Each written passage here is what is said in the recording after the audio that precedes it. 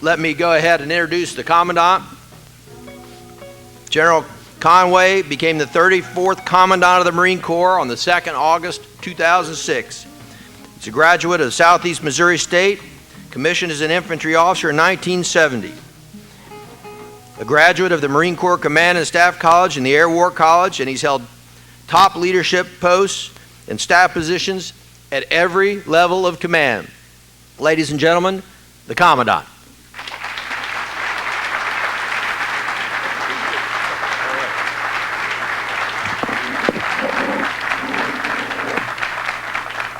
Thank you, ladies and gentlemen. Great to be with you today. Thanks, Admiral, for the invitation to be here.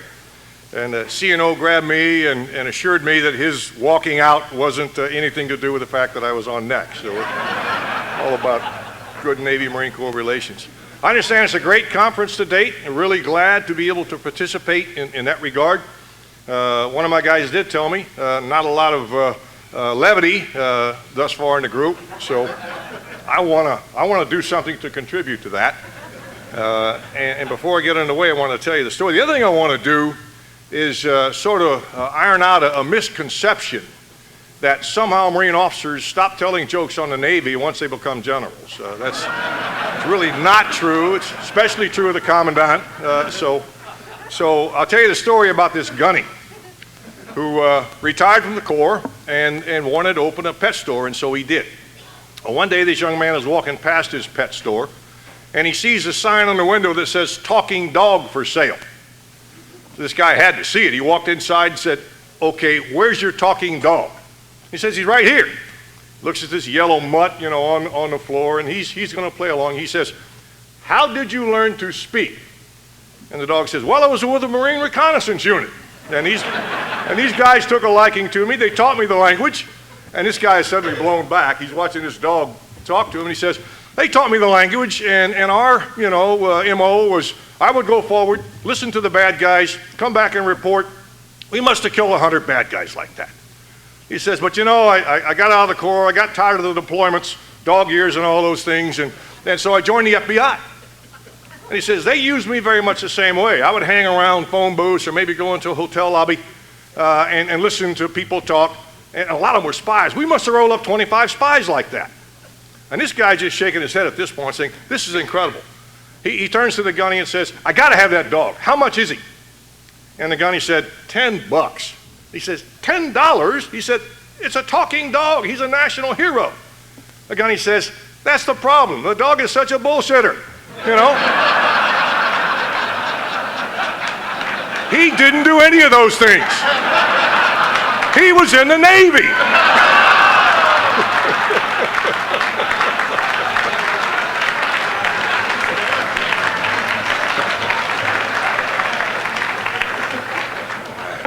Okay, folks, now we got 57 minutes, but I want to talk with you all about probably three things today: where the Corps is, where it's going, and how are we going to get there.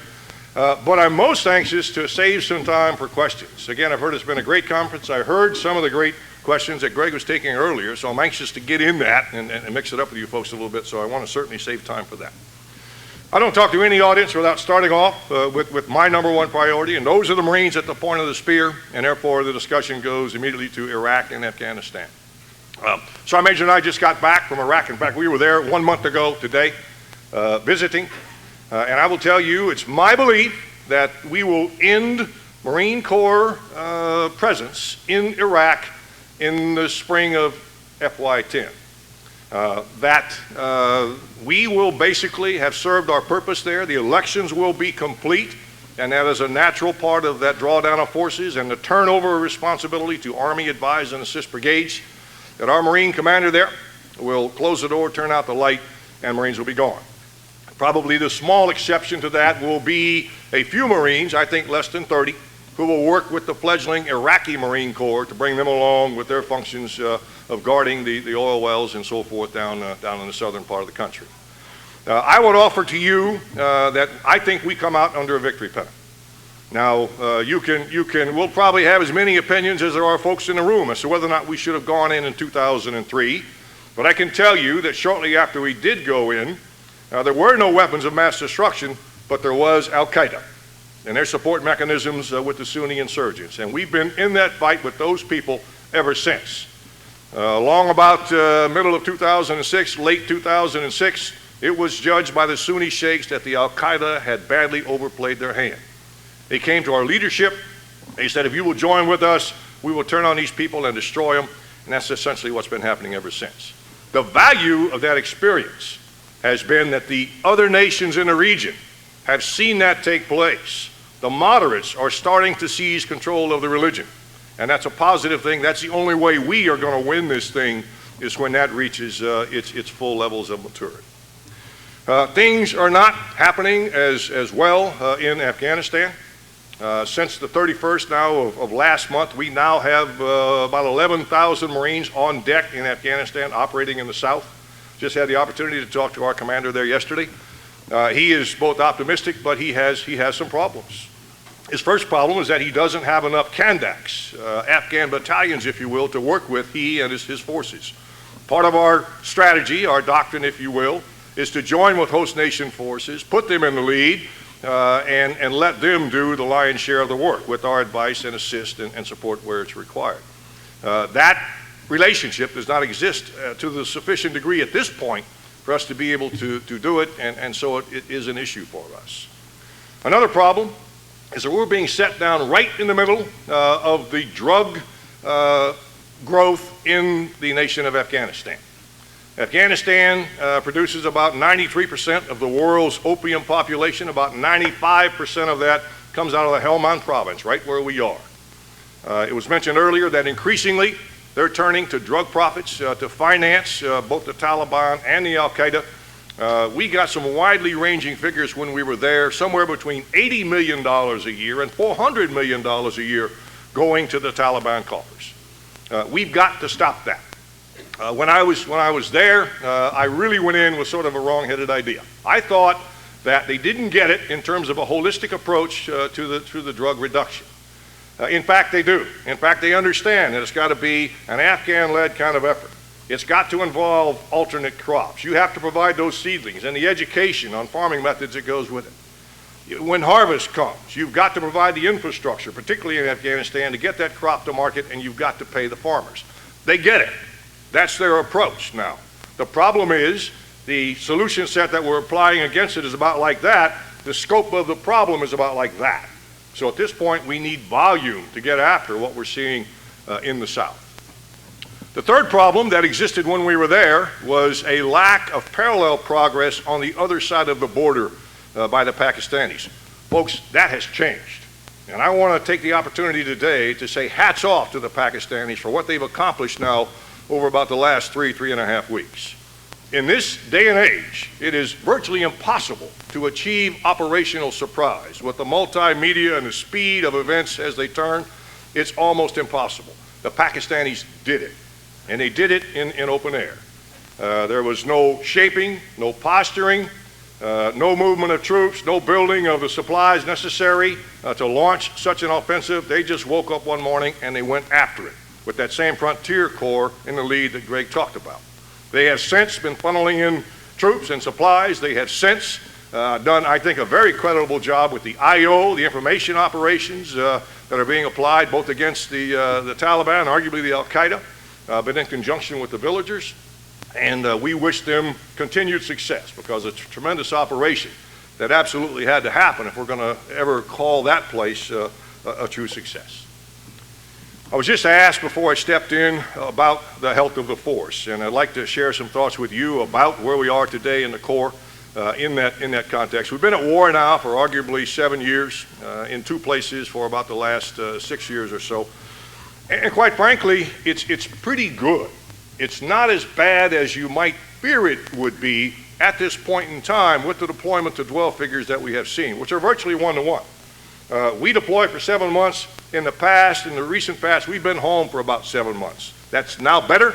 It's probably up to about 1.5. You're probably home for 10 or 11 months if you're in an infantry battalion, but it's still pretty tough. It's still pretty difficult. We look at about a dozen indicators each month to try to determine how are the troops doing. What are some of the cracks that we might start to see here so that we can respond before we're too late. such things as unauthorized absence, desertion, divorce, suicide, spousal abuse or child abuse, alcohol incidents on the rise, and those types of things. Now, I'm happy to report to you that although we have some trends at this point, particularly in suicide and arguably in divorce, both still below the national average, but higher than we would like, just about every other category is at or below what it was in 2001. And we find that very encouraging with our young Marines. I think there's some factors that contribute to that. We do 7-month deployments. The other ground service does 12 or 15. They're orbiting back to 12 now, which is a good thing. We will serve 3 or 4 years in an operational unit. We'll tell that Marine, go do something else. Go to what we call a B or a Bravo billet, where you're training or recruiting or you're in school or you're doing something other than deploying. And at the end of that 3-year period, then you come back and you pick up the deployment regiment. Our mental health assessment surveys with both families and Marines tell us that it's working, and it's contributing to this factor that we're seeing today with the resiliency of the force. Another example, I suppose, of what I'm describing to you is that we have a fiscal year for re-enlistments all the way through the end of September. We closed out re-enlistments for both our career force, our NCOs and staff NCOs, and our first term force, our new Marines, about 2 months ago. So our Marines are staying with us. They feel like you care. They feel like they're appreciated. They feel like they're being compensated for what they do. And as Marines, they want to stay in the fight. Okay, so where are we going with this Corps of ours? Well, first of all, we're going to be a while getting there because the first thing we're going to do is finish this fight. But on the heels of that, we value the effects that you see of this Navy, Coast Guard, Marine team and the engagement that it represents for our great country with forward presence. We've fallen away from that some. We do it when and where we can. Our reserves are particularly valuable to us, but the fact is we're not doing it nearly as much as we would like in places where you don't already have Marine forces. It's okay in Pacific Command. It is sorely lacking in SOUTHCOM, in European Command, and in the new Africa Command. But we're going there. We want to go there. We see opportunities in Africa in particularly, which is a new dimension for us. We've already had some opportunities to go off the coast of Africa, again in fairly small measure. But we see that a squad of Marines in the back of an Osprey in that huge continent can do great things for this country, and so we welcome that kind of an opportunity. All I would say to our Navy brethren is that give us a rain check. We'll be back in spades, but we're a little busy right now with things as you know well.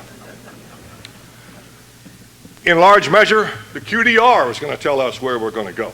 And that effort is underway right now as we speak down in Washington, D.C. CNO and I will go tonight to a 1700 meeting with the Secretary of the Navy. One of the things that SecDef has sort of punted into the QDR is a discussion on amphibious capability. And we welcome it. We think it will be a healthy discussion in terms of what size should the amphib fleet be, what should the nation's capability look like, and those types of things. I have heard the Secretary of Defense say that, how much amphibious capability is too much. The approach that we're going to take is sort of reverse his question and say, sir, how much is too little? Today, we have the capability with the ships and Marines, the ships being the limiting factor here, to put 2 brigades of Marines across the beach. Ladies and gentlemen, that's 2 regiments of trigger pullers. The thought process that we would invade another nation, if the national command authorities dictated that to be necessary, with 2 regiments is pretty much a borderline capability. I would argue if you go much below that your operational commander is not going to accept the risk, because an amphibious operation is in its essence a race for time. And how fast you can reinforce those regiments with airborne troops or with additional troops coming in behind is very, very critical to your success and their survival. So I think we're at that baseline minimum right now. If this country is to say that we have a forcible entry capability, and that will certainly be a part of the discussion with the Secretary. One sort of comforting factor for us is that there's what we call an ironic intersection of requirements out there between what the combatant commanders say that they need with regard to engagement, principally from the sea, and the numbers of amphib ships that it takes to do that. You count that, you crank in rotation, and suddenly you're talking about 38 ships or so Well, we consider we need about 34 ships to be able to land those 2 brigades. So if we can make the case for a capability that is not only valuable in wartime, i.e. forcible entry, but equally valuable and arguably more so in peacetime with regard to forward presence and engagement, then we think that that's a pretty good marriage of events and starts to determine what our needs may be. We think that whatever comes out of the QDR, you will see a balanced Marine Corps.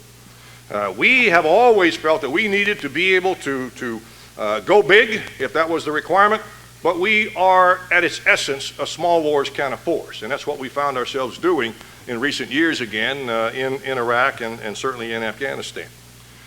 What our visionary people tell us is that what we can expect in this world that's going to be out there in 2020, 2025 is a world that is rife with regional conflict. Our national command authorities are going to have to be very, I think, precise in determining which do we get engaged in and which do we let go. We see the potential for hybrid conflict. And if you need a definition for hybrid conflict, it's basically one where you have the possibility where non-state actors will have 4th-generation weapons systems. The best example that our visions people provide to us are the Hezbollah that fought the Israelis in 2006 in Lebanon. They sank ships on the horizon with sophisticated anti-ship missiles.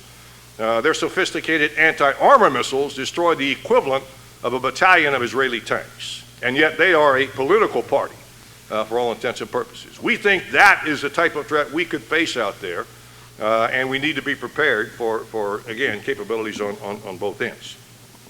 We think we're going to see tighter budgets. I understand you've had a speaker talk to that. I think we certainly would endorse the thought process that you have fat years and lean years in the Department of Defense.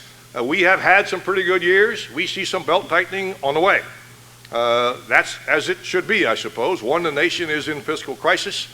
Secondly, there are some other things that this particular administration under President Obama wants to see too.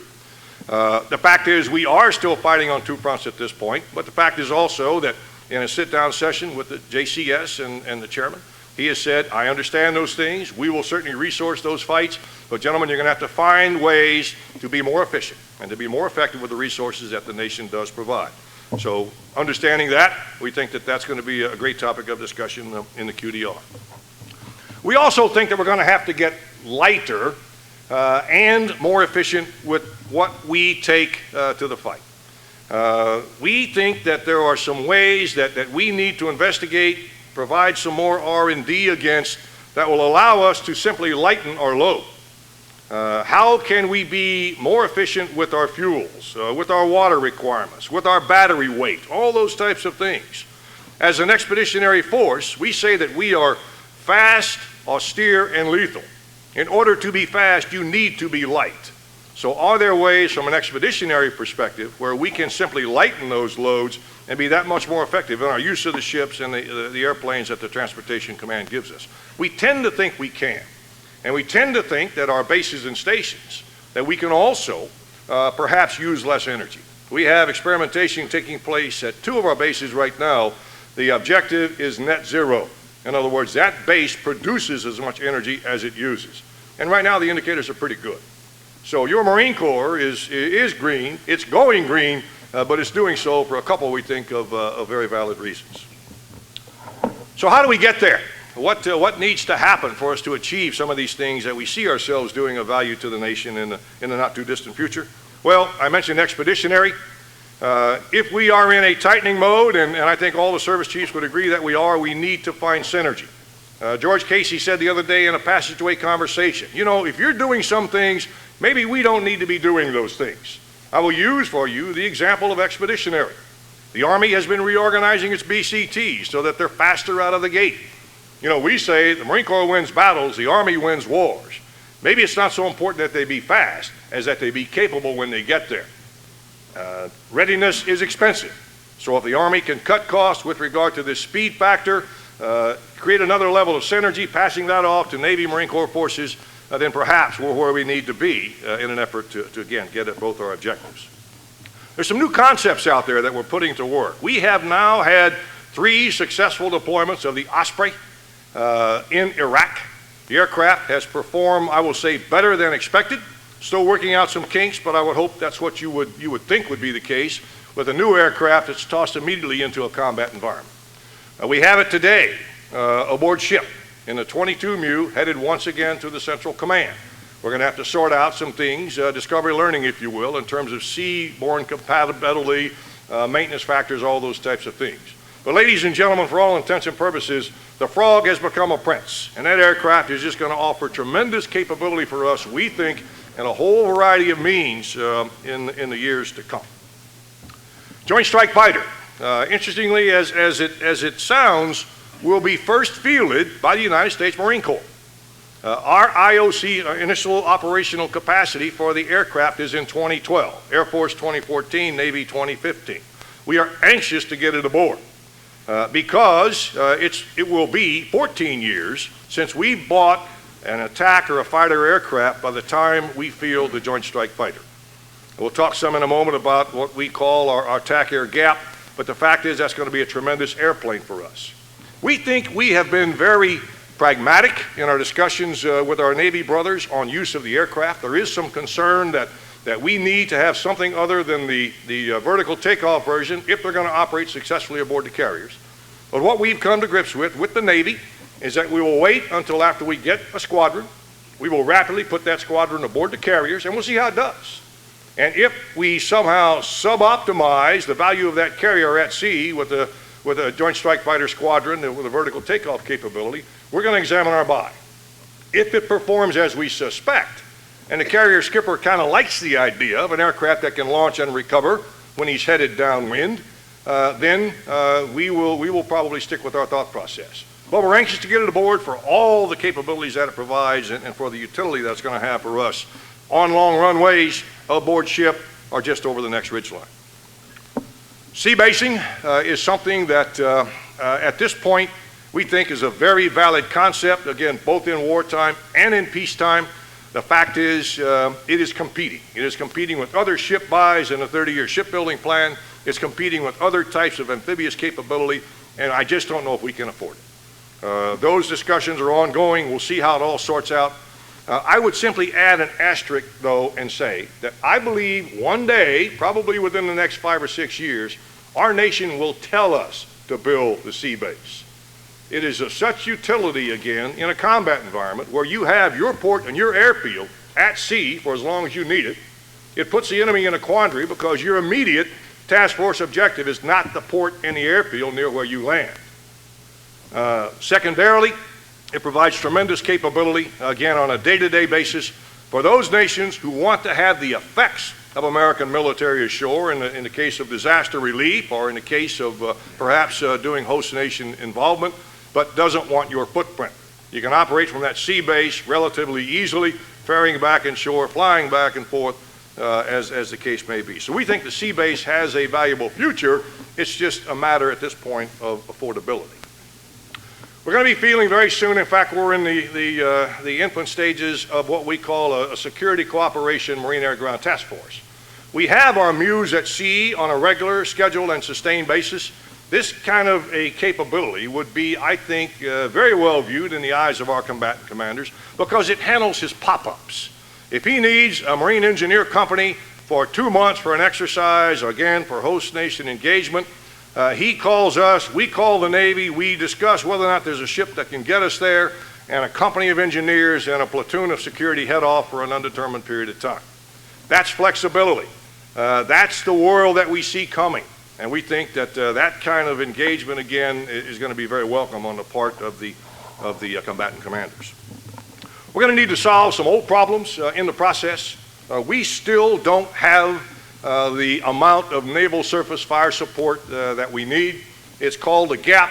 The fact is the battleships are now mostly museums. The arsenal ship is a sketch on some retired CEO's wall, and we've gone from 24 DDX now down ostensibly to 3. So there is a gap, and it's not in long-range precision fires. We've got the capability to do that primarily through missiles. But those are owned by the theater commander, or by the MEF commander, or by the fleet commander. What we need are volume fires for our battalion and company commanders ashore.